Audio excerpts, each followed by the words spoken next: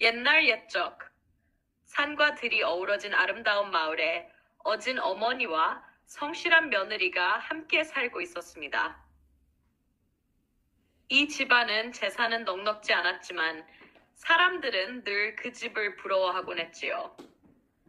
어머니는 나이가 들어 손이 느려졌고 며느리는 그런 어머니를 극진히 모시며 하루하루를 정성껏 살아가고 있었습니다. 이 며느리는 고운 심성을 가진 여인이었습니다. 남편이 어린 나이에 집안일을 돕다 병으로 세상을 떠나고 그 후에도 시어머니와 단둘이 살면서 생계를 꾸려나갔습니다. 마을 사람들은 그녀를 복 많은 며느리라고 불렀지만 그녀의 삶은 결코 쉽지 않았습니다. 새벽이면 일어나 마당을 쓸고 시어머니의 아침죽을 지어 올리고 겨울이면 찬물로 발을 씻겨드리며 어머님, 따뜻하신가요? 하고 묻는 정성스러운 말씨가 사람들의 마음을 움직이곤 했습니다. 어머니 역시 며느리를 아끼고 사랑했습니다. 젊은 나이에 혼자가 되어 고생만 하며 살아가는 며느리를 보며 늘 마음이 아팠지요. 그래서 마을 장터에 갈 일이 있을 때면 어렵게 모은 닭 한 마리를 팔아 작은 손수건이나 며느리가 좋아하는 풀빵을 사오곤 하셨습니다. 며느리는 그런 어머니의 손에 들린 따뜻한 풀빵을 받으며 울컥해 눈물을 흘리곤 했습니다. 어머님, 저한테 이런 걸 사오시면 저는 마음이 무거워요. 저는 그냥 어머님 곁에 이렇게 있을 수만 있어도 감사합니다. 얘야, 네가 내 곁에 있어주는 게 나한테도 큰 복이란다. 내가 해줄 수 있는 게 이것밖에 없어서 그래. 그래도 받아주렴. 두 사람은 서로를 향한 고마움과 사랑으로 날마다 따뜻한 하루를 이어갔습니다. 그런 어느 해, 마을에 큰 가뭄이 들었습니다. 논에는 벼가 자라지 않았고 우물도 바닥을 드러냈습니다. 사람들은 먹을 것을 찾아 떠났고 어느 집은 굶어 죽었다는 소문도 돌았지요. 이 집안도 먹을 것이 점점 떨어져 며칠은 찬물에 쌀뜨물만 마시며 지냈습니다. 하루는 며느리가 아침마다 마시던 뜨끈한 국 한 그릇을 어머니께 드리고 자신은 아무것도 먹지 않았습니다. 어머니는 눈치채고 물었습니다. 얘야, 너는 왜 안 먹었니? 어제부터 넌 국물만 뜨는구나. 저는 배가 고프지 않아요. 어머님 드시고 기운 내셔야 해요. 하지만 어머니는 가만히 일어나 며느리의 그릇을 들여다보시곤 눈물을 흘리셨습니다. 그릇엔 물만 고여 있었지요. 그날 밤 어머니는 조용히 며느리의 손을 잡았습니다. 얘야, 내가 평생을 살면서 이렇게 따뜻한 마음을 가진 사람은 처음 본다. 너는 내 며느리가 아니라 하늘이 내게 내려주신 복덩이다. 나는 더 이상 바랄 게 없다. 며느리는 고개를 숙이며 조용히 울었습니다. 어머니의 손은 여전히 따뜻했고 그 온기가 마음속 깊이 스며들었습니다. 다음 날 며느리는 이웃 산속으로 나무를 하러 갔다가 작은 개울가에서 우연히 바위에 걸려있는 낡은 항아리 하나를 발견하게 되었습니다. 항아리 속을 열어보니 말라붙은 보리쌀과 메죽콩이 한 줌씩 들어있었습니다. 어머님 드릴 수 있겠구나. 그녀는 기쁜 마음에 항아리를 들고 집으로 돌아왔습니다. 이상하게도 그날부터 그 항아리는 매일 아침마다 보리쌀과 콩이 조금씩 차오르는 것이었습니다. 며느리는 깜짝 놀랐지만 그 목을 함부로 쓰지 않고 꼭 필요한 만큼만 덜어 어머니와 나눠 먹었습니다. 며칠이 지나자 어머니가 며느리의 음식을 보며 물었습니다. 요새 쌀이 어디서 나오는 거니? 장터에 가도 없던데. 며느리는 바위 및 항아리 이야기를 솔직히 전했습니다. 그러자 어머니는 고개를 끄덕이며 말했습니다. 그건 너 같은 사람이 받아야 할 복이야. 너의 마음이 맑고 굳었기에 하늘이 너를 잊지 않은 것이지. 그 이야기는 마을 사람들에게도 전해졌고, 가난했던 사람들 몇몇은 며느리의 도움을 받으며 목숨을 이어갈 수 있었습니다. 며느리는 자신이 가진 복을 나누는 일을 멈추지 않았고, 어머니는 그런 며느리를 더없이 자랑스러워했습니다. 어느덧 계절이 바뀌고 풍년이 찾아왔습니다. 마을엔 웃음소리가 다시 가득 찼고 이 집에도 곡식이 쌓여갔습니다. 어머니는 오래지 않아 편안히 눈을 감으셨고 며느리는 어머니의 유품으로 손수건 하나와 빛바랜 풀빵 봉지를 간직한 채 그 마음을 이어갔습니다. 이후로도 며느리는 마을에서 가장 지혜롭고 따뜻한 사람으로 존경을 받으며 살아갔습니다. 사람들은 이따금 그녀에게 물었습니다. 당신은 어떻게 그렇게 훌륭한 삶을 살 수 있었나요? 그러면 그녀는 조용히 미소 지으며 대답하곤 했습니다. 어머님 덕분이에요. 저를 믿어주시고 사랑해주셨던 그 마음이 지금의 저를 있게 했지요.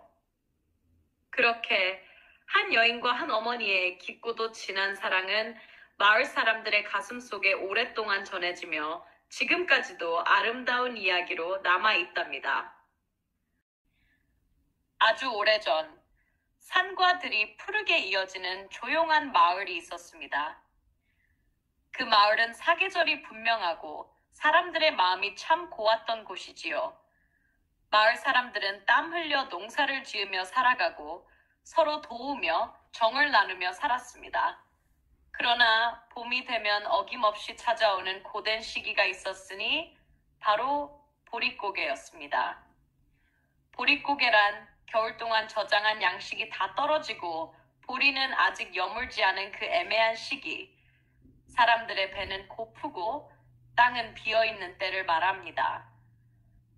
아무리 성실히 살아도 그 고개는 쉽게 넘기 어려웠고 그 시기만 되면 마을 곳곳에서 허기진 사람들의 한숨 소리가 바람에 실려 들려왔습니다. 그 마을의 끝자락, 오래된 느티나무 아래 작은 초가집에 살던 한 소녀가 있었습니다. 이름은 순이. 나이는 13살. 해맑은 눈망울을 가진 아이였지만 어린 나이부터 고생이 많았지요. 부모님은 일찍 돌아가시고 순이는 병든 할머니를 모시며 살아가고 있었습니다.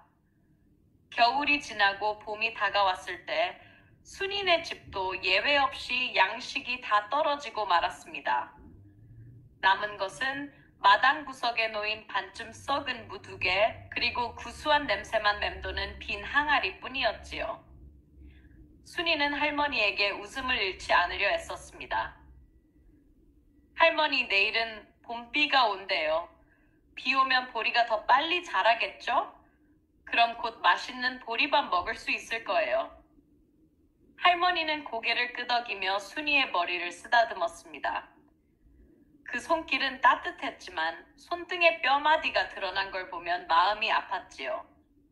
그날 밤 순이는 조용히 부엌 구석에 앉아 물에 물을 씻어 삶았습니다.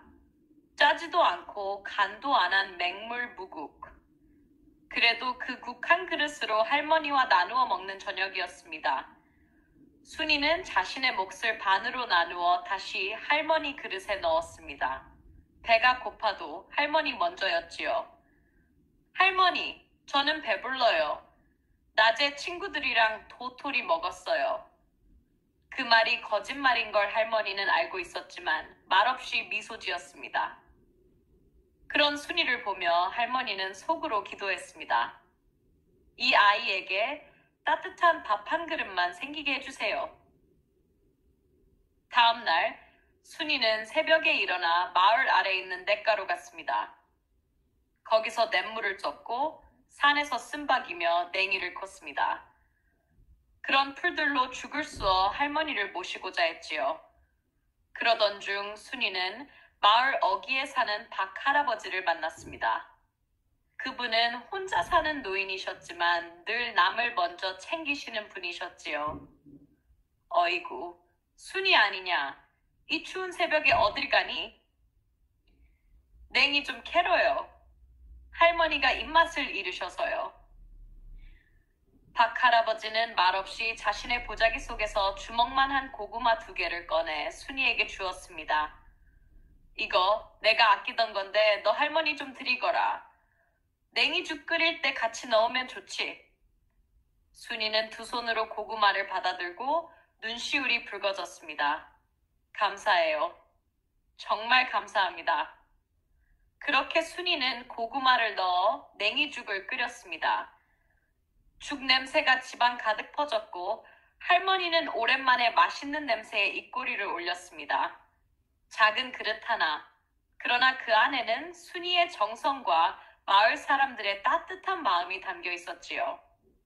며칠 뒤 마을 전체가 점점 더 배고파졌습니다. 아이들은 학교에 나와도 기운이 없고 어른들도 밭일보다 굶주림에 지쳐 말이 없었지요. 그런 상황에서 순이는 조용히 혼자 마을을 돌기 시작했습니다. 아이들 몰래 쓰러진 나무 껍질을 긁어 모으고 들판에서 씨앗이 남은 콩깍지를 주었습니다.